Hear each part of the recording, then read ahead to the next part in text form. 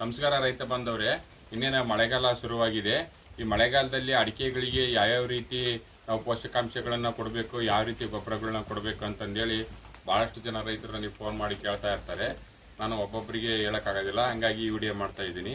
ನೋಡಿ, ನಾನು ಈಗ ನಮ್ಮ ಅಡಿಕೆ ಗಿಡಗಳಿಗೆ 4 ವರ್ಷದ ಅಡಿಕೆ ಗಿಡಗಳು ಅವುಗಳಿಗೆ ಹಾಕ್ತಾ ಇದ್ದೀನಿ. ಏನೇನು ಹಾಕ್ತಾ ಇದ್ದೀನಿ ಅಂತ ನೋಡೋಣ ಬನ್ನಿ. ಫಸ್ಟ್ ಇದು ಪೊಟ್ಯಾಶ್. ನೋಡಿ, ನೀವು ನಮ್ದು 4 ವರ್ಷದ ಗಿಡ.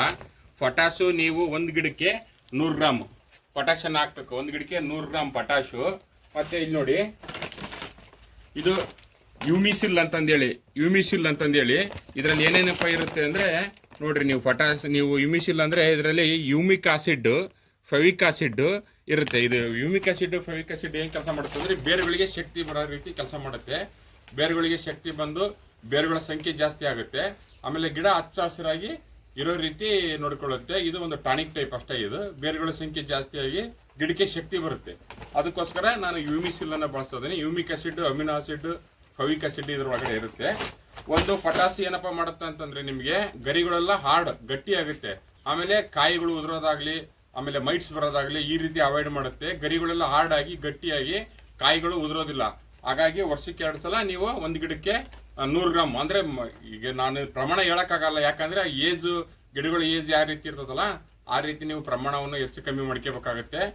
ನೀವು ನೋಡ್ಬೋದು ಯೂಮಿಸಿಲ್ ಅಂತಂದೇಳಿ, ಅದು ಒಂದು ಗಿಡಕ್ಕೆ ಒಂದು 15ರಿಂದ 20 ಗ್ರಾಮ್ ಹಾಕಿದ್ರೆ ಸಾಕು. 15ರಿಂದ 20 ಗ್ರಾಮ್ ಹಾಕ್ತಾ ಇದ್ದೀನಿ. ಪೊಟ್ಯಾಶ್ 100 ಗ್ರಾಮ್ ಹಾಕ್ತಾ ಇದ್ದೀನಿ. ನಾನು ಒಂದು ಗಿಡಕ್ಕೆ 100 ಗ್ರಾಮ್ ಪೊಟ್ಯಾಶ್ ಹಾಕ್ತಾ ಇದ್ದೀನಿ. ಇನ್ನು ಅದನ್ನ ಬಿಟ್ರೆ ನೋಡ್ರಿ, ಜಿಂಕ್. ಇದು ನಾನಿಲ್ಲಿ ನಿಮ್ಗೆ ಐ ಜಿಂಕ್ ಬಳಸ್ತಾ ಇದ್ದೀನಿ. ಇದರಲ್ಲಿ ಐ ಜಿಂಕಲ್ಲಿ ಏನಪ್ಪ ಇರುತ್ತೆ ಅಂದ್ರೆ, ನೋಡ್ರಿ ಇಲ್ಲಿ ತೋರಿಸ್ತಾ ಇದ್ದೀನಿ ನಿಮಗೆ.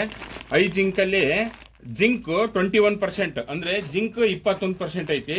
ಸಲ್ಫರ್ ನಿಮಗೆ 10% ಸಲ್ಫರ್ ಐತಿ. ಐ ಜಿಂಕ್ ಇದು ಮೈಕ್ರೋ ನ್ಯೂಟ್ರಿಯೆಂಟ್ಸ್ ಜಿಂಕ್ ಅಂತ ಬರುತ್ತೆ. ನೀವು ಅದನ್ನ ಹಾಕಿದ್ರೆ ನಡೆಯುತ್ತೆ. ನಾನಿಲ್ಲಿ ಮೈಕ್ರೋ ನ್ಯೂಟ್ರಿಯೆಂಟ್ಸ್ ಅಂದ್ರೆ ಅದರೊಳಗಡೆ ಜಿಂಕ್, ಬೋರಾನ್, ಮೆಗ್ನೀಸಿಯಮ್, ಕ್ಯಾಲ್ಸಿಯಮ್ ಎಲ್ಲ ಇರುತ್ತೆ.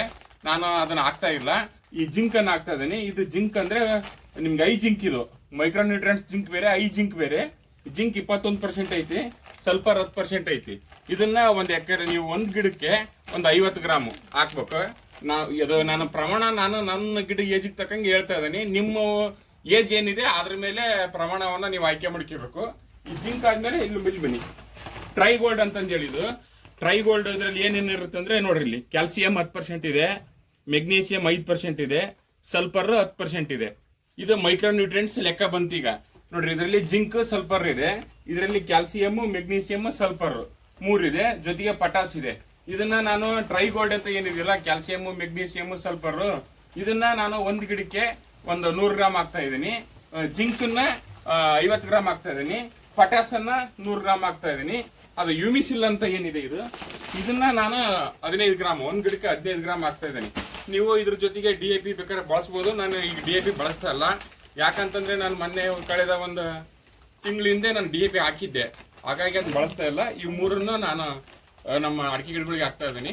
ಯಾವ ರೀತಿ ಕಲಿಸ್ತೀನಿ ಅಂತ ತೋರಿಸ್ತೀನಿ, ಬನ್ನಿ. ನೋಡ್ರಿ ರೈತ ಬಂದವ್ರೆ, ನಾನು ಈ ಕಲಿಸ್ತಾ ಇರೋದನ್ನ ನೀವು ನೋಡ್ತಾ ಇರ್ಬೋದು. ನೀವು ಟ್ರೈಗೋಲ್ಡ್ ಅಂತಂದೇಳಿ ಕ್ಯಾಲ್ಸಿಯಮ್, ಮೆಗ್ನೀಸಿಯಮ್, ಸಲ್ಫರ್, ನಿಮಗೆ ಜಿಂಕ್ ಇದೆ, ಇದರಲ್ಲಿ ಸಲ್ಫರ್ ಇದೆ, ಆಮೇಲೆ ಯೂಮಿಕ್ ಆಸಿಡ್, ಅಮಿನೋ ಆಸಿಡ್ ಇವೆಲ್ಲವನ್ನು ಮಿಕ್ಸ್ ಮಾಡ್ತಾ ಇದ್ದೀವಿ.